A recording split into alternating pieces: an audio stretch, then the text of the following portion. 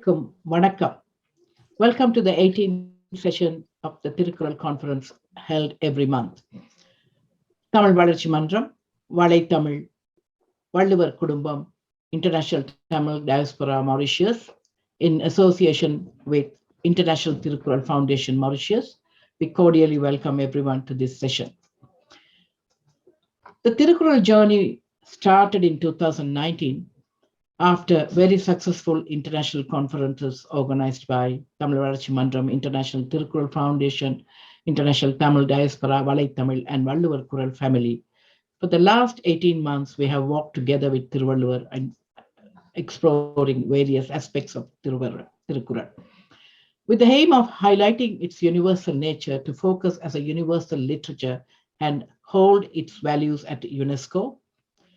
We were able to invite many speakers with excellent knowledge and commitment on many topics covering various aspects of Kural.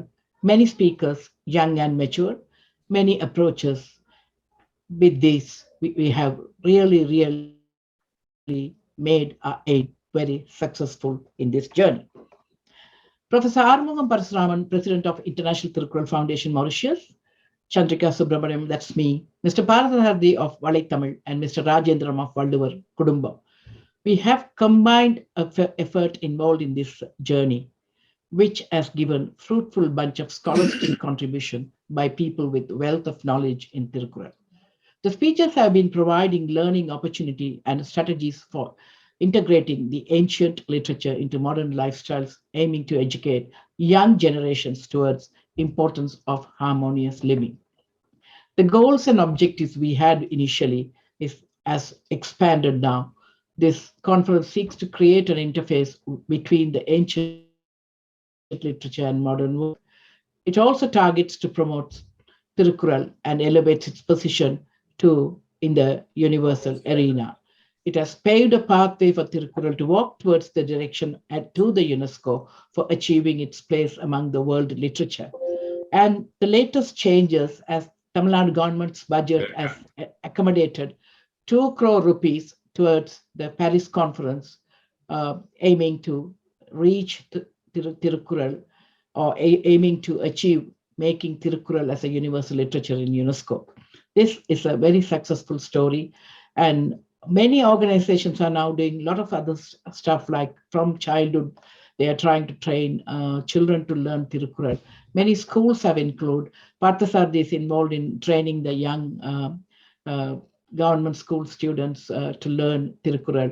And there are so many organizations now, they have realized the importance of Thirukkural. With this small note, may I now request Dr. Armugam Parasuraman to introduce our guest speaker today. Thank you very much, Dr. Chandrika. And I would like to welcome all the participants to this conference, and in particular, pay my respect and high appreciation to Dr. Prabhakaran, who is not only is a speaker today, he was a speaker also a few months ago on yet another very interesting theme. And but more also to thank him, as well as Dr. Chandrika, Parthasarathi, Mr. Rajendran, for being part of this committee, organizing committee, to ensure that the international conferences every month take place, and also bring in various eminent personality to talk and to contribute to it.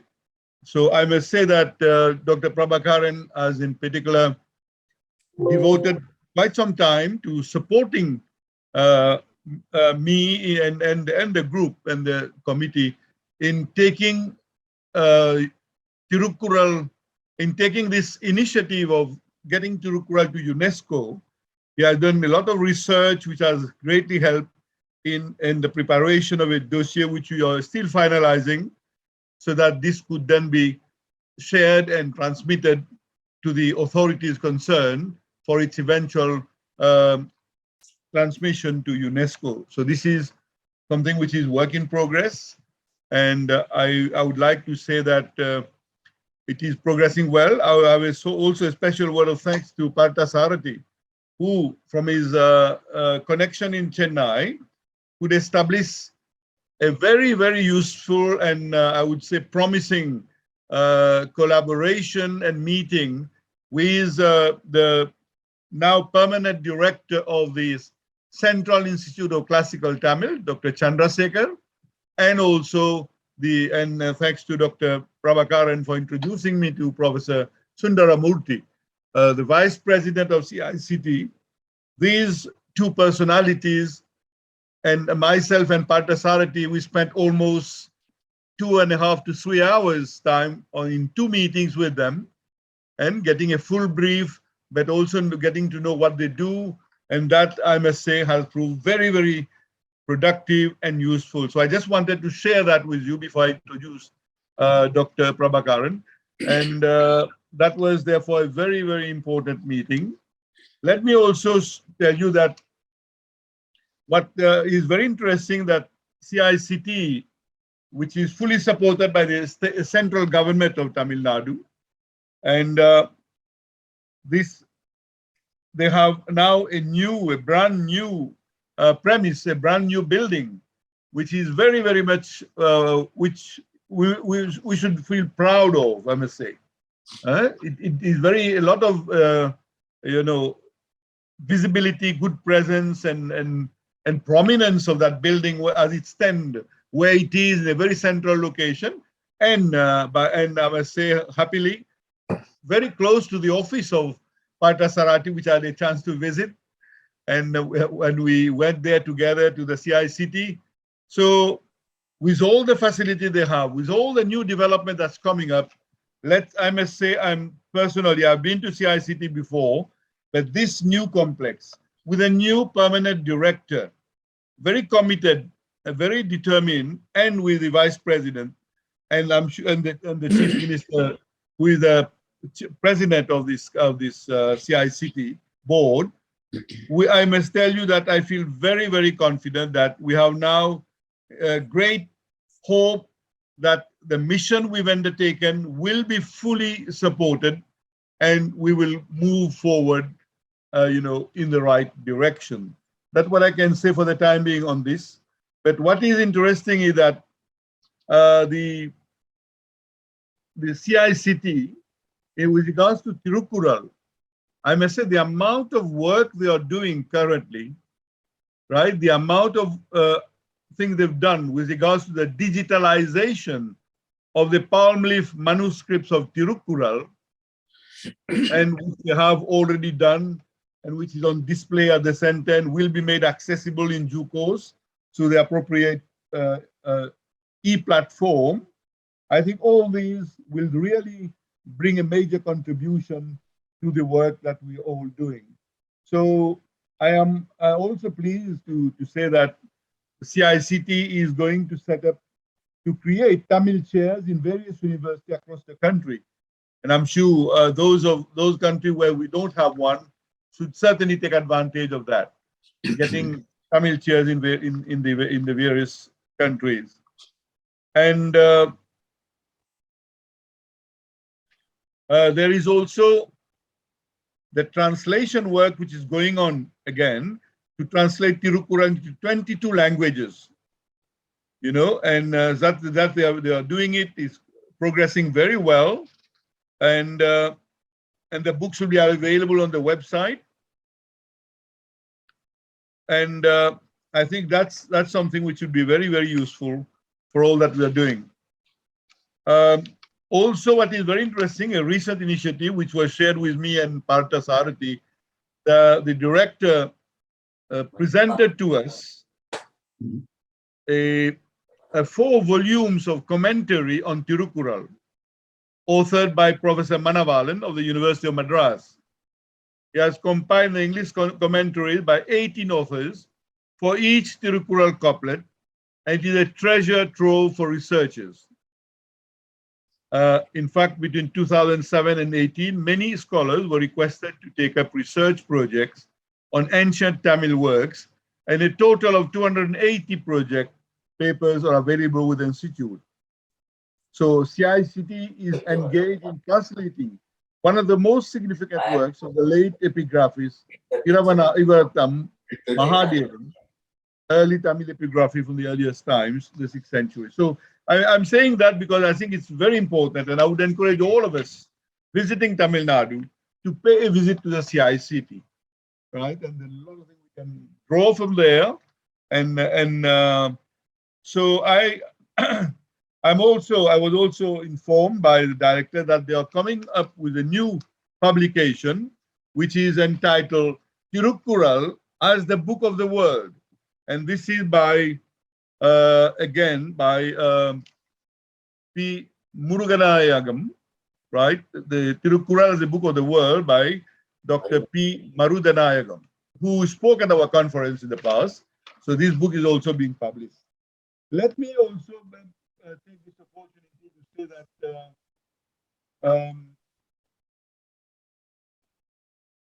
I had also VIP. I'm saying that because Dr. Viswanathan, who's a great supporter of all Tamil initiative, had invited me as a special guest for the prize giving ceremony of Thirukkural competition for students from Tamil Nadu. And that was a very good occasion. And so the message was carried forward, our message. And I'm glad that Dr. Viswanathan has agreed to give us his full support in this initiative and will therefore be part of our close team. With these words, allow me just to add one which I think would be very important, to which we should be sensitive. The latest news of last Friday, whereby the Chief Minister of Tamil Nadu successfully presented a resolution in the Tamil Nadu State Assembly where he could secure unanimity, the unanimous adoption of a resolution urging the center to positively consider the state government's request to immediately dispatch food and life-saving medicine to the economic crisis hitting Sri Lanka. And this timely and substantial humanitarian aid comprises the provision of 40,000 tons of rice, 137 types of life-saving drugs, and 500 tons of milk powder for children, all valued at an estimated 123 crore, is certainly a great contribution to Sri Lanka. But what is very interesting is that in the true spirit of Tamil culture and guided by Thirukkural teachings, which the CM quoted in Parliament in this assembly, whereby they say that, and on the appeal of Sri Lankan Tamils, that the aid will not be confined only to the Tamils, and that the assistance will be for all of Sri Lankan needy Sri Lankan citizens. This is a very wise decision, and also is very, for us, it's very good initiative, which will make us, proud of this great sense of humanity. So therefore, with these words, I have now come to, I've taken some time, so I will not take more time. Dr. Prabhakaran is well-known, well-established personality in the field of Thirukkural. He has himself written a number of books and has made contribution a lot of articles also. And he told me recently he was conducting a wedding on the Thirukkural principles, where he was himself conducting that. So all these speaks a lot of his great erudition, but also his great love for Thirukkural and Tamil culture and language. But most interestingly, I would like to say that his contribution to our international conference is very, very well appreciated. And personally, I get a lot of support from him. He is very all the time available. And this is a great source of encouragement and support to me, but also to all of us in our initiative. So the topic you are covering today is also very, very important. And because this is what I think we can draw a lot of lessons from Thirukkural through this lecture and presentation of Dr. Prabhakaran on how can we harness all our efforts in the face of challenges.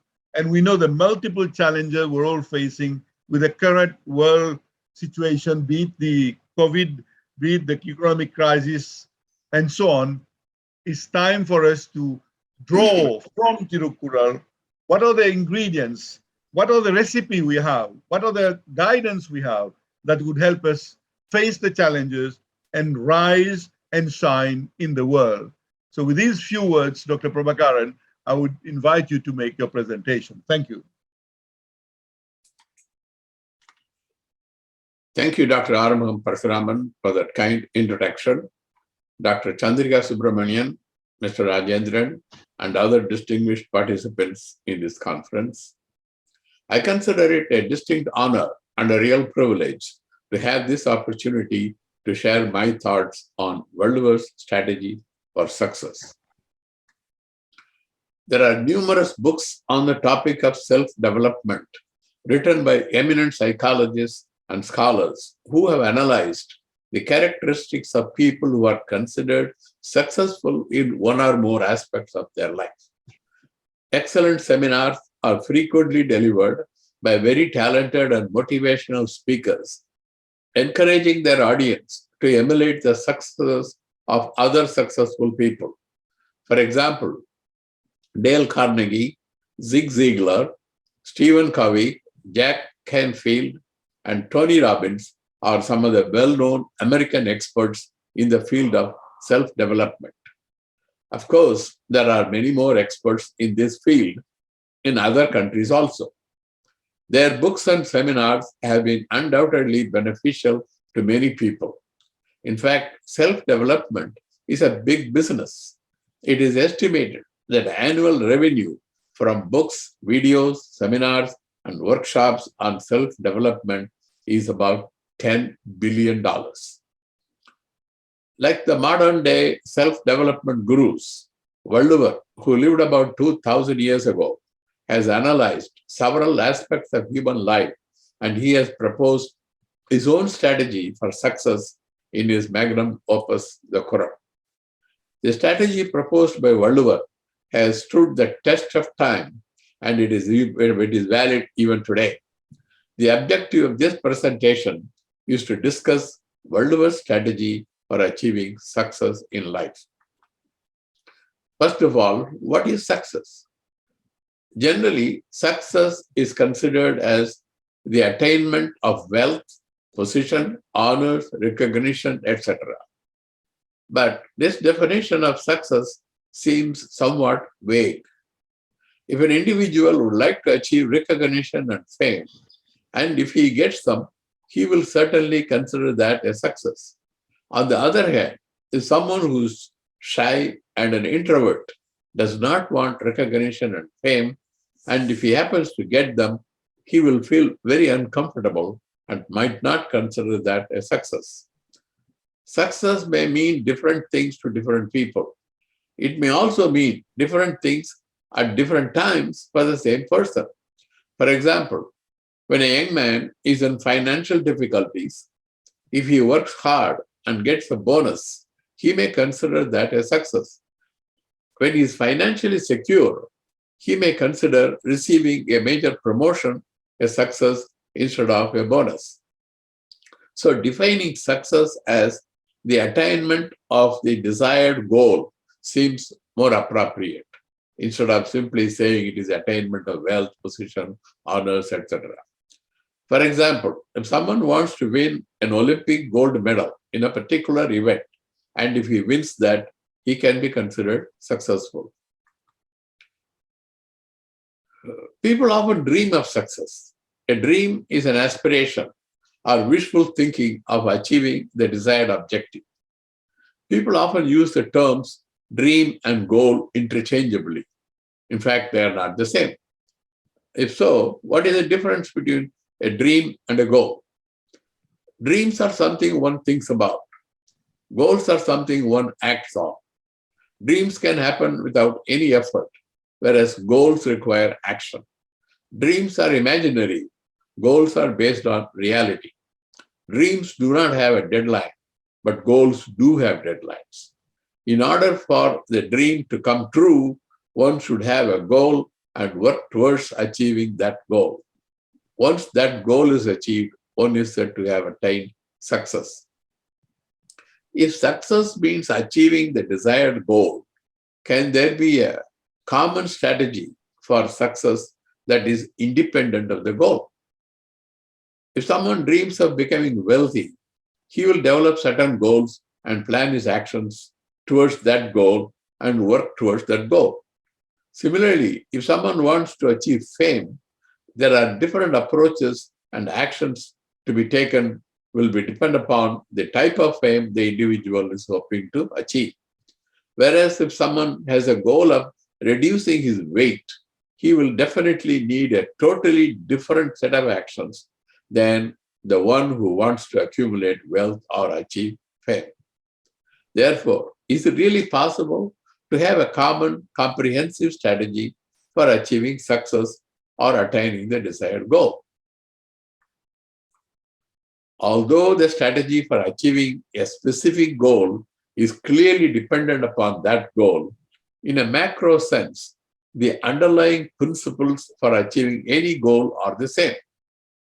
In his remarkable book, The 7 Habits of Highly Effective People, Dr. Stephen Covey describes the 7 habits that are common factors among the successful people.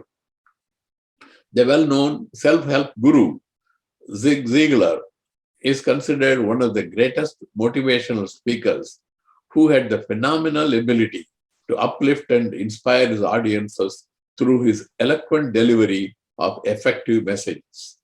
In his seminal book, See You at the Top, he identifies a 6-step process that will lead his readers to achieve success in their life. The strategies recommended by Stephen Covey, Zig Ziglar, and others like them are basic to the accomplishment of any goal. 2000 years ago, Valluvar has also adopted a similar approach and has arrived at a general strategy for achieving any goal in his eternally valid and universally acceptable Quran. Valluvar suggests a 5-step process for achieving success.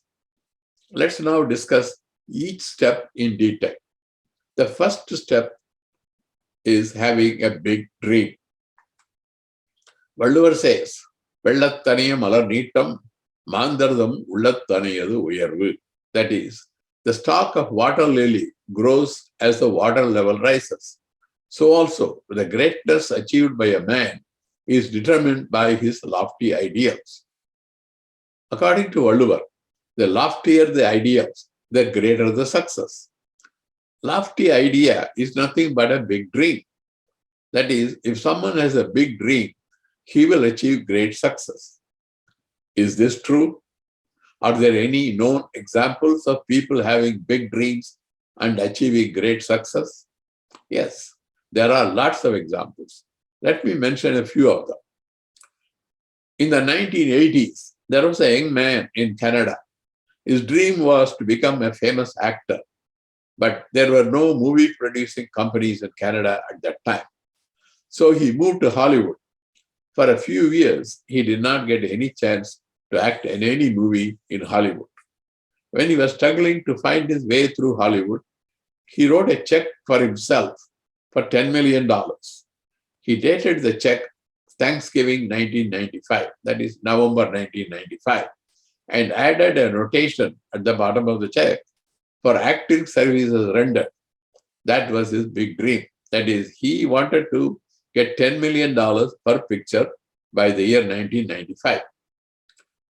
Frequently, he kept looking at the check. He kept the check in his pocket. Frequently, he kept looking at the check to remind himself about his dream of becoming a famous actor. By the time the year 1995 came, he had become successful in his career and had acted in several box office hit movies. He was a superstar, and his asking price per picture was $20 million. His name is Jim Carrey. He's still acting in many films. In 1962, President John F. Kennedy visited a high school in the city of Little Rock in the state of Arkansas in USA. He met several students and asked them what they would like to be when they grow up. Some of them said they wanted to become doctors. Some said lawyers, and some others said professors, and so on. One student told the president that he would like to become the president of the United States. Lo and behold, 34 years later, that student became the 42nd president of USA. He is Bill Clinton. The stories of Jim Carrey and Bill Clinton are not isolated examples of dreaming for success. Great inventors, artists, leaders, and athletic superstars have all used the technique of creative visualization, which is just another name for dreaming. Successful athletes routinely visualize their success before they attain it. Musicians imagine receiving standing ovations and accolades from their audiences before their actual concerts. Great generals like Alexander the Great and Napoleon Bonaparte visualized their success in their wars they waged and motivated their troops to achieve their victories. It is a common practice in many corporations to express their lofty ideals regarding their products and services in their vision statements, which help to motivate their employees to do their best. Therefore, it appears that many successful people from all walks of life had dreams of or visions of their success. Valluvar places great importance on having lofty ideals as the basis for human achievements. That is why he says that greatness achieved by an individual is in proportion to the lofty ideals he has in mind. Valluvar stresses another important point about the dreams. The dream should not be a casual, wishful thinking that keeps changing from time to time. The dream must be consistent, and one should constantly recall his dream and remind himself with passion regarding the importance of achieving the dream. When talking about the dream for success, former President of India, Dr. APJ Abdul Kalam, used to say, that should not be an ordinary dream that you see in your sleep. It should be a dream that will keep you awake at night. So also, when Valluvar mentions that one should dream for success, he says, உள்ளியது எய்தல் எழுதுமன் மற்றும் தான் உள்ளியது உள்ள பெறின். That is, it is easy to achieve anything you desire, provided you keep it in your mind persistently. It is this persistent reminder that motivates a person to take the necessary actions towards achieving his dream.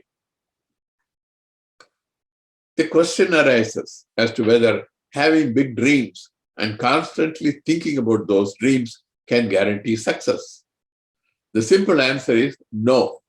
Dreams alone cannot guarantee success.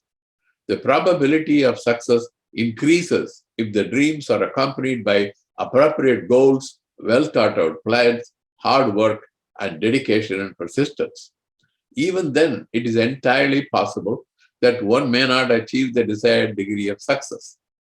Then what does one gain by having big dreams? Why should I dream about anything?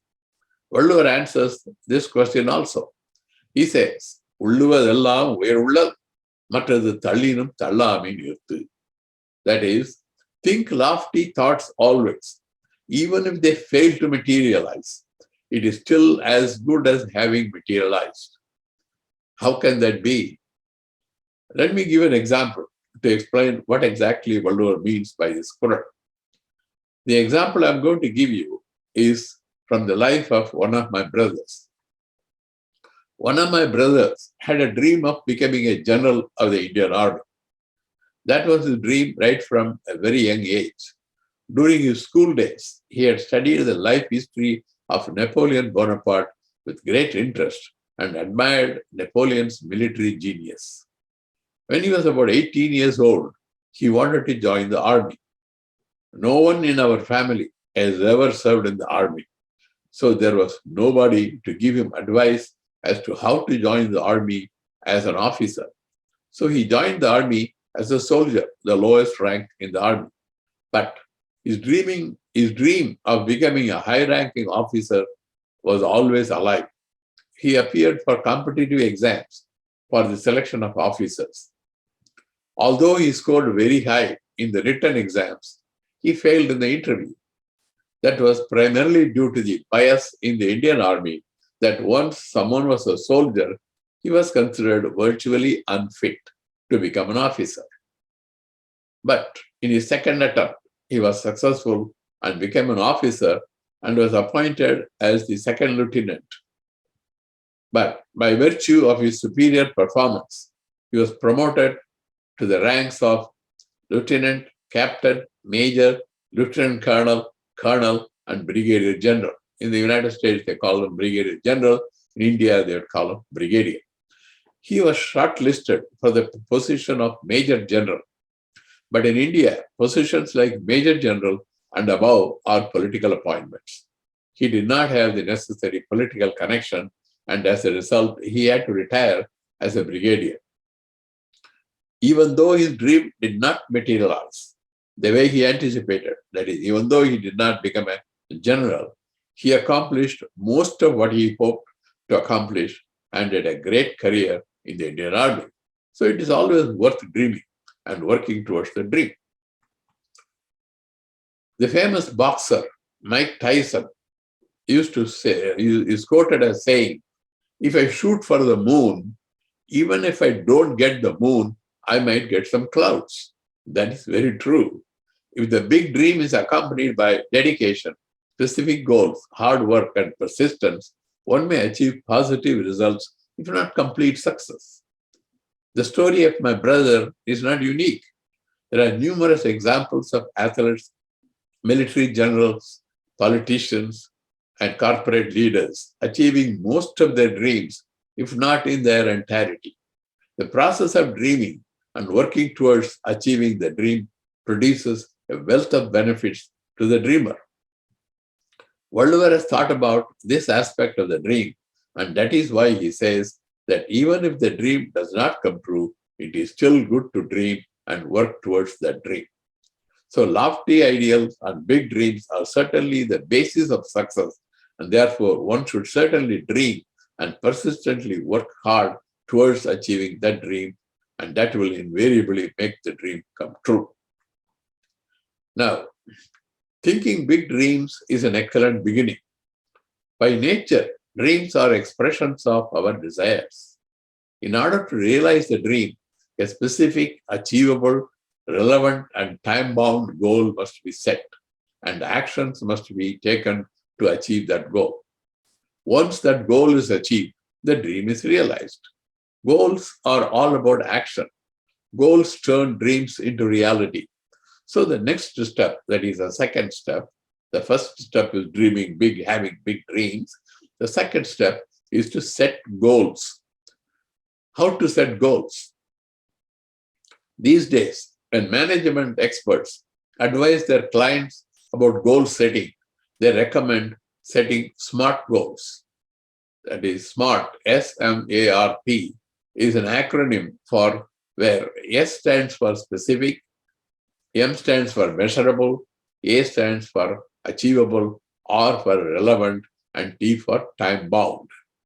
For example, if someone wants to become very rich, it is his dream. On the other hand, consistent with his dream, if he decides to start a business for manufacturing computers and expects to earn a profit of $10 million in the 5th year, that becomes his goal. He then can act on his goal. See, his dream is to become rich, but his goal is how to go about doing it. His goal is to start a business for manufacturing computers and becoming rich thereby. So this kind of thing is no longer abstract and vague. It is specific because he knows what exactly he wants to do in order to become rich. It is measurable because the profit is quantifiable. From the case history of other similar computer companies, it looks like it is achievable. Making $10 million is certainly relevant to his goal of becoming rich. It is also time-bound because the goal mentions that the expected profit will occur in the 5th year and thereafter. So this is a SMART goal, S-M-A-R-T goal. If he makes the expected profit in the 5th year, he is said to have achieved his dream. It is quite possible that he may not make the expected profit. If he makes anywhere near that, he is said to have achieved most of his dream. Valluvar has specified a few guidelines. First, he says that the goal must be specific and clear without anything vague about it. Also, he says that the goals must be set by taking into consideration the pros and cons and the net gains. Furthermore, he advises that it's a good idea to consult with knowledgeable people before venturing into action. He also insists that the goal must be consistent with the dream. Doing things that are inconsistent with the dream will be counterproductive. These ideas can be found in the following quarrels.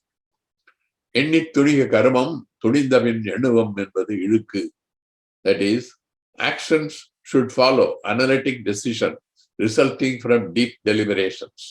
It is a disgrace to commence actions before such deliberations. Nothing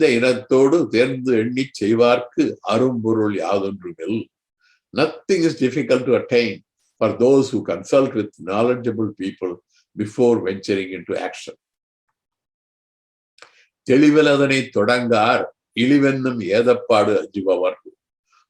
Those who fear disgrace will not venture anything without having a clear goal in mind.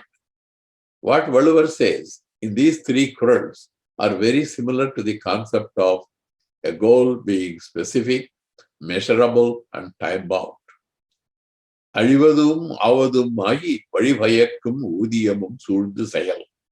Consider the pros and cons and the net gain before venturing into any action. Here we see that Valluvar is emphasizing the achievability of the goal.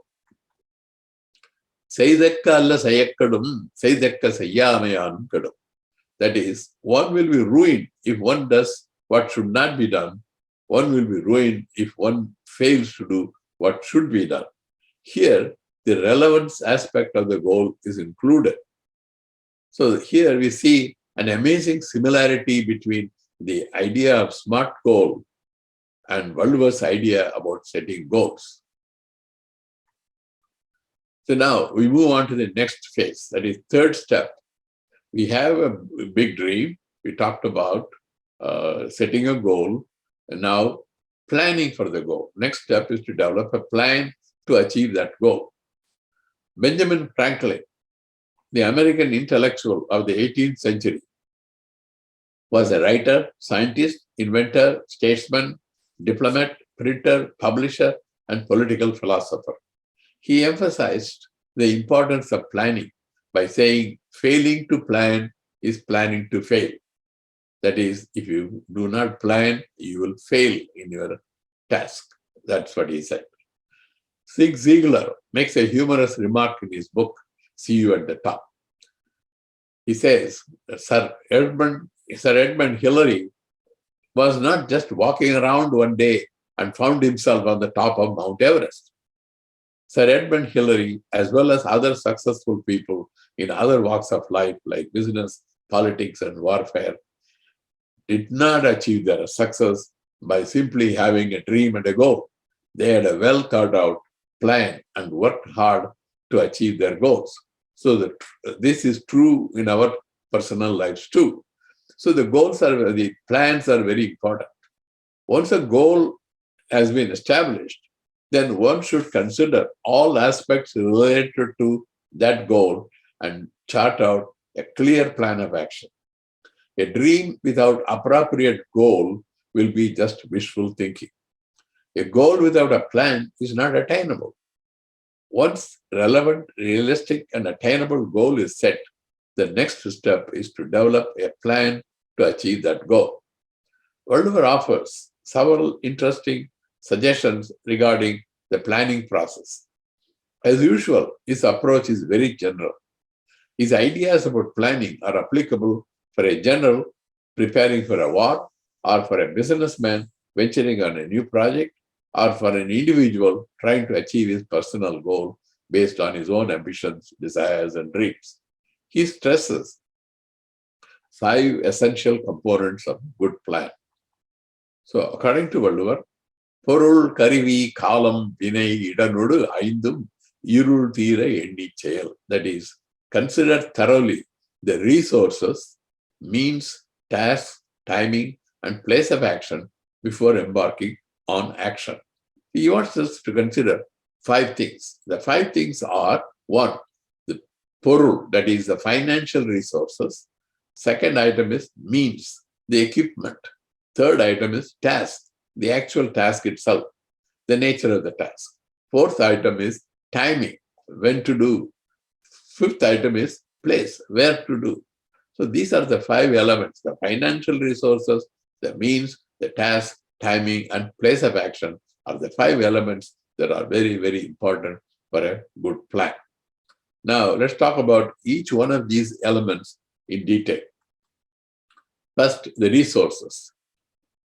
In Kural, there is another Kural where Valluvar makes a more general comment on the importance of considering all resources, including financial resources. In the Kural that I just stated, we only talked about financial resources.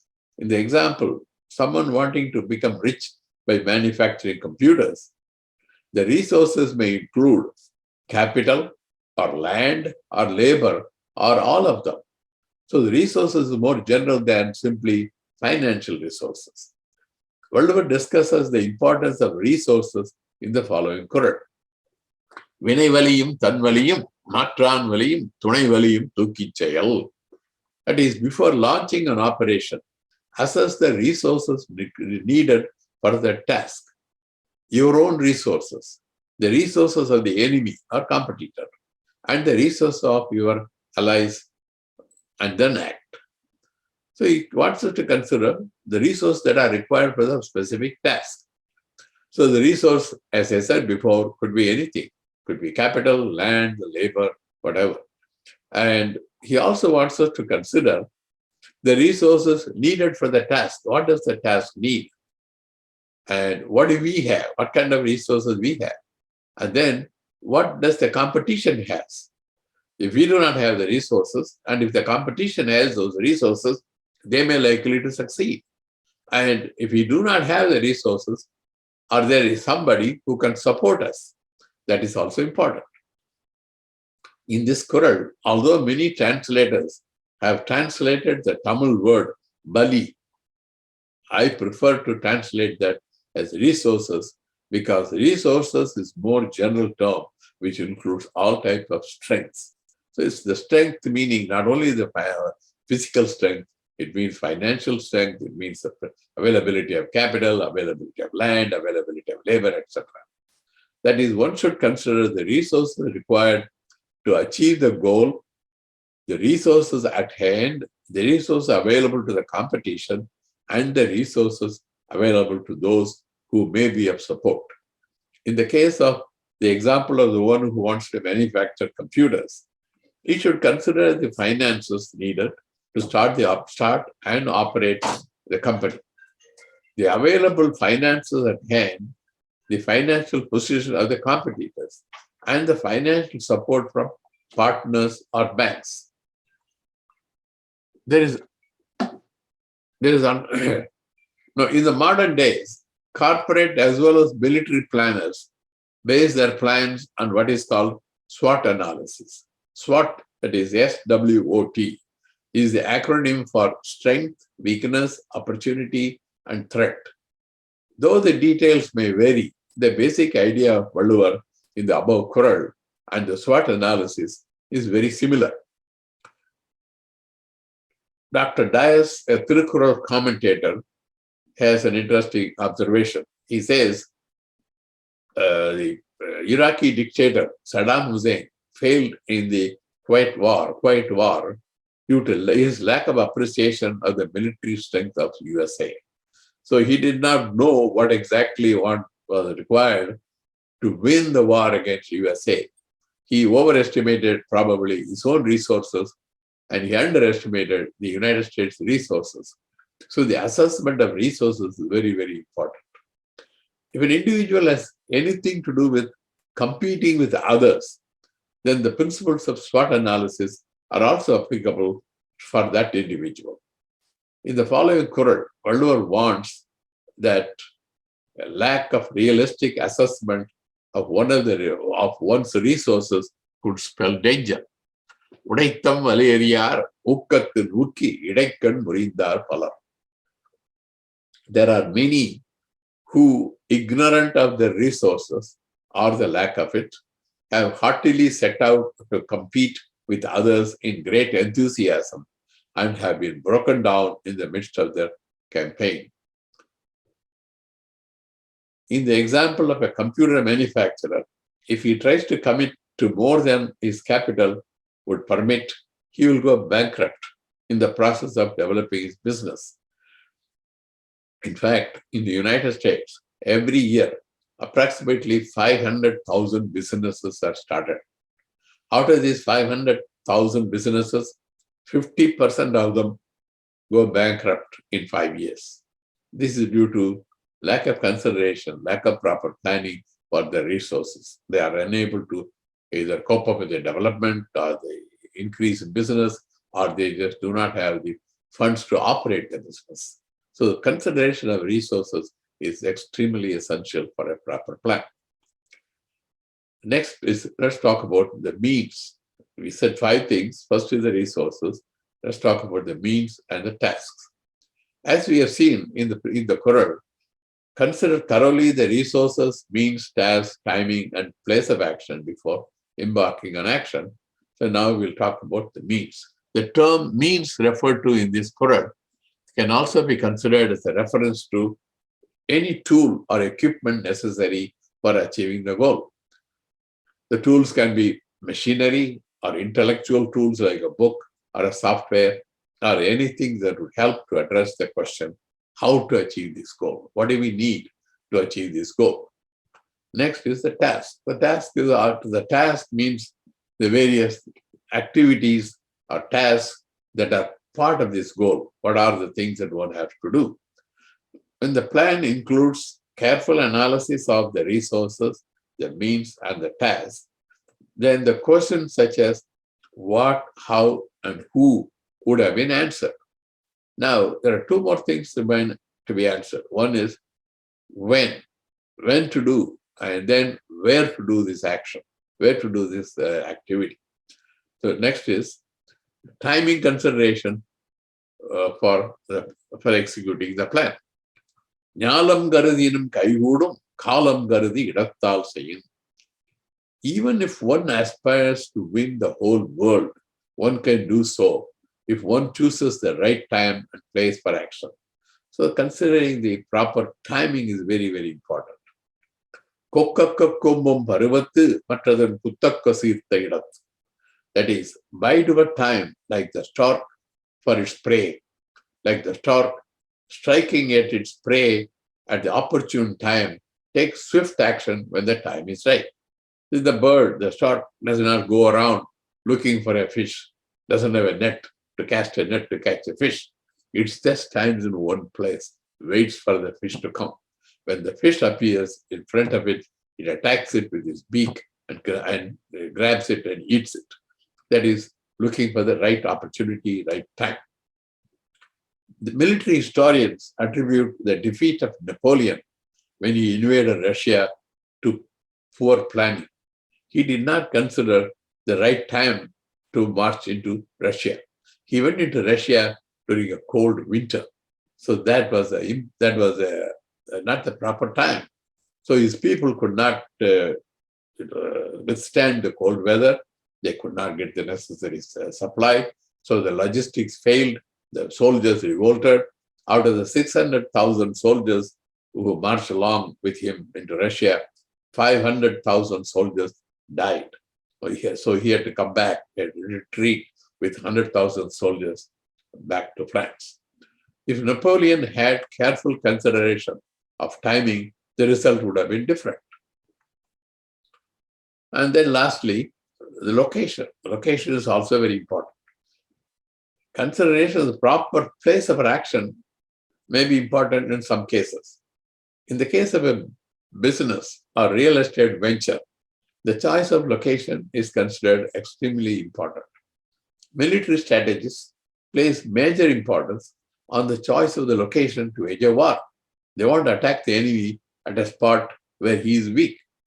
So depending upon the situation, the location may be extremely important for one's own success. For the one who wants to start a computer manufacturing company, the location where skilled labor is available at lower wages may be of great importance. Maybe you'll make more profit if you start in China or India. So Valluvar's emphasis on place is not all that irrelevant. In the following Kural, Valluvar uses an interesting metaphor to convey the importance of location. Kalal kalaril nariyadum kannanja velal mugatta kalil. On marshy ground, where the foot sings, even a fox can beat an elephant.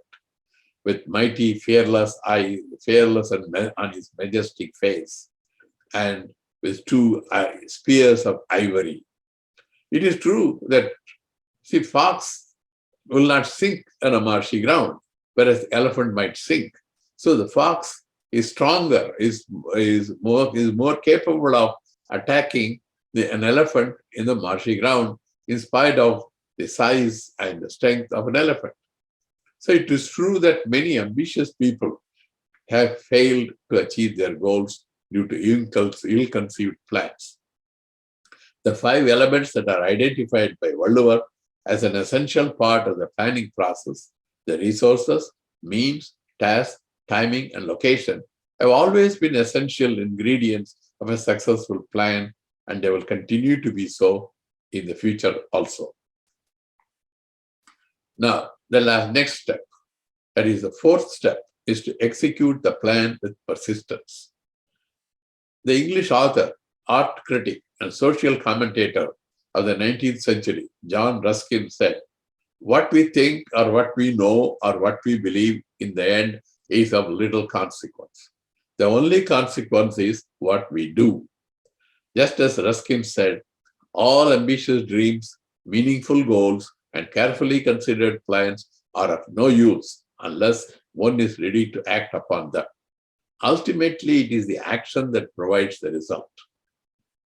Valluvar is a great proponent of persistent action. To begin with, Valluvar emphasizes total dedication and persistence to one's goals. The intense desire to achieve success will facilitate actual achievement of success. Valluvar highlights this idea in the following quotes. That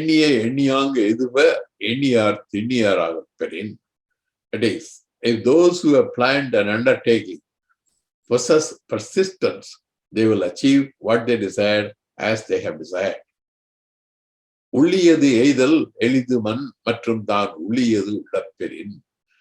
is easy to achieve your goal, provided you keep it in mind persistently. Persistence to the goal will serve as a constant reminder of the goal and will encourage an individual to put forth increasingly more and more effort to accomplish those goals. Valluvar is of the opinion that the reward or the success is in proportion to the effort.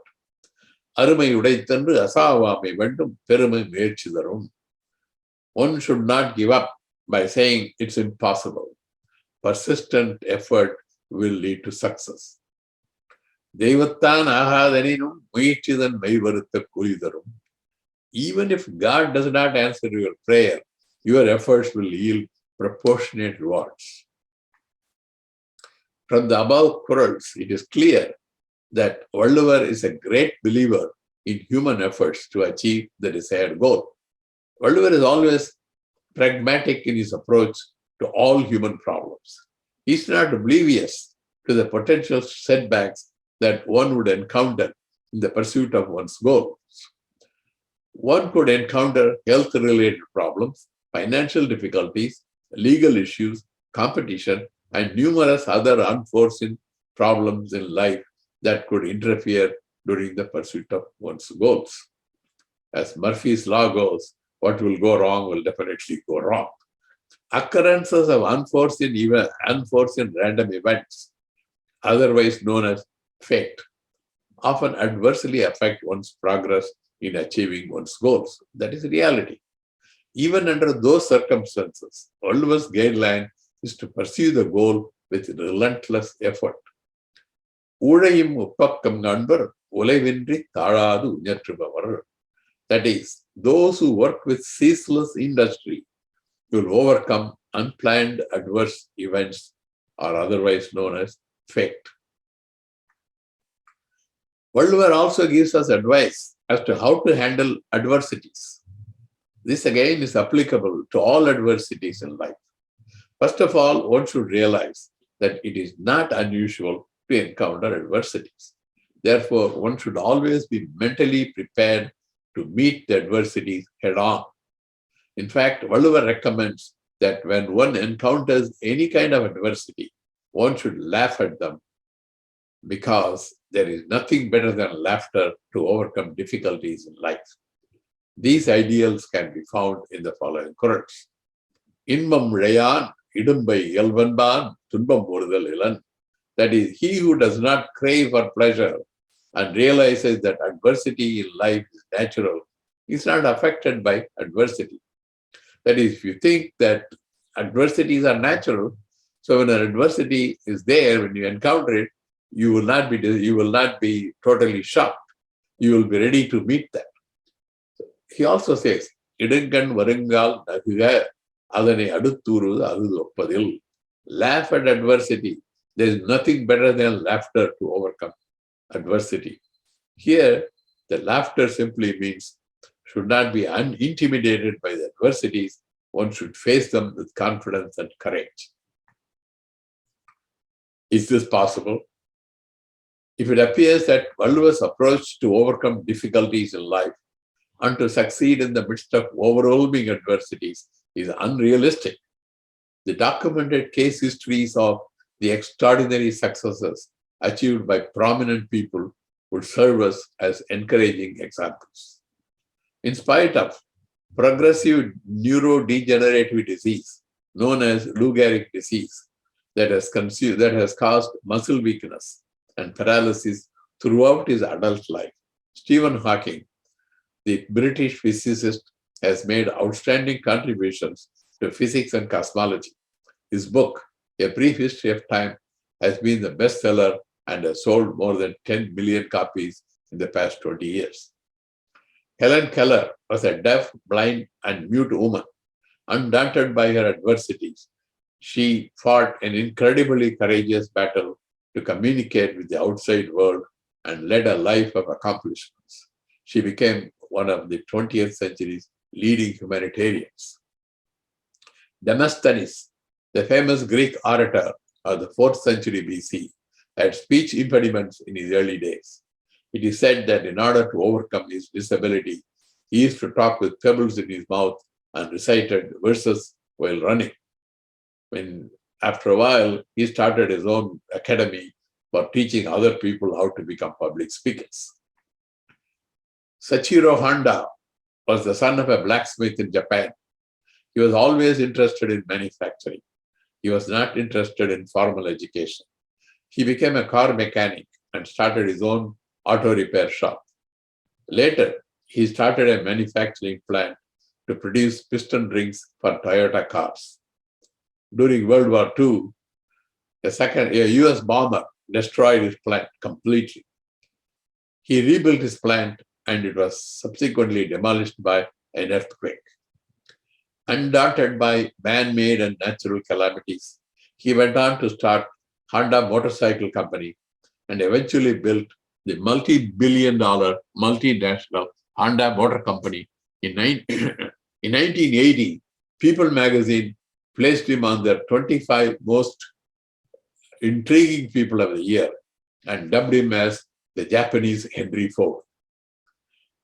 Pancreatic cancer, ill health, and corporate squabbles did not deter Steve Jobs from becoming one of the great inventors and marketing geniuses of our time. Thomas Alva Edison was not discouraged by his 14,000 failed attempts and went on to invent the incandescent light bulb. In addition to these cases mentioned above, countless number of other people have realized their dreams by setting proper goals and working with unwavering persistence to overcome formidable adversities.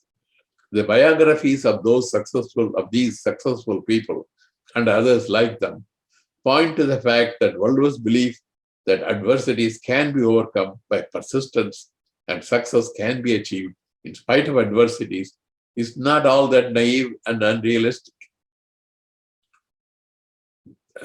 There are other. Okay, there is one more step. There are other men and women who have faced misfortunes, unexpected adversities with courage and determination.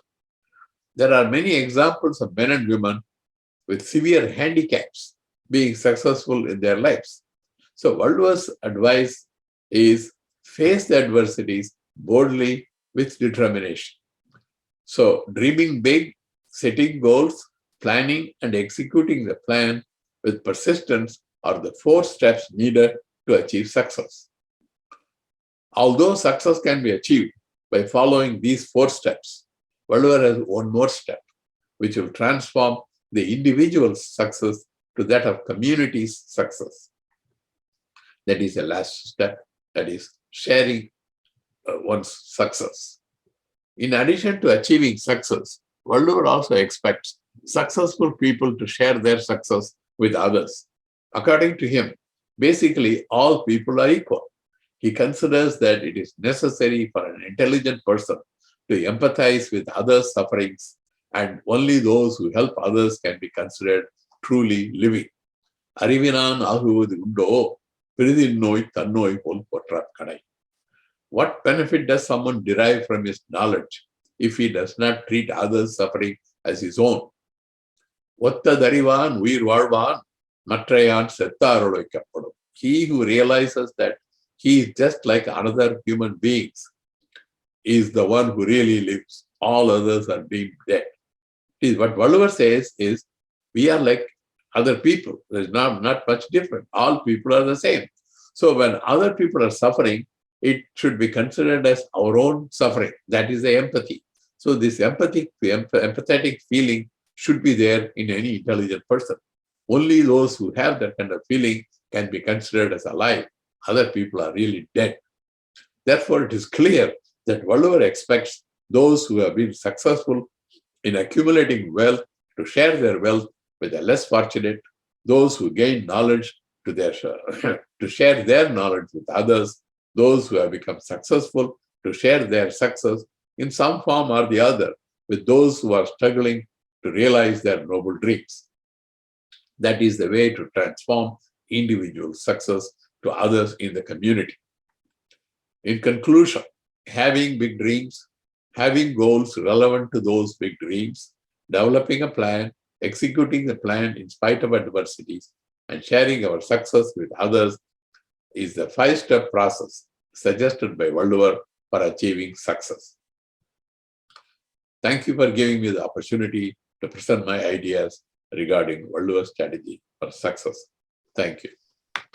Thank you very much, Dr. Prabhakaran. Thank you. That was, again, a very enlightening presentation, focusing on a theme which I believe is very useful to every individual in society. And the guidance, the references you made to Thirukkural, and also to other people in the world who have been able to realize their success, their dream. I think all these provide useful tools for the young generation, but for anybody who is trying to achieve things in life. So thank you very much for your kind and, as usual, well-documented, well-researched presentation. I will now invite the participants who wish to raise any question. I could see among our team now, Mr. Bala Vallipuram. Mr. Bala? Yes, I'm here. Yes. Yes, please. If you feel like feel free. We'll be very happy. Just listening. I'm from UK. Okay. Thank you for inviting me. Just join. I am listening. Thank you. Okay, thank you very much for your. Thank you very much for being to part of communicate it. with me. Okay, Thank thank you. Yes. And Mala, Yes. who is Mala? Oh, there's another participant under the name of Mala.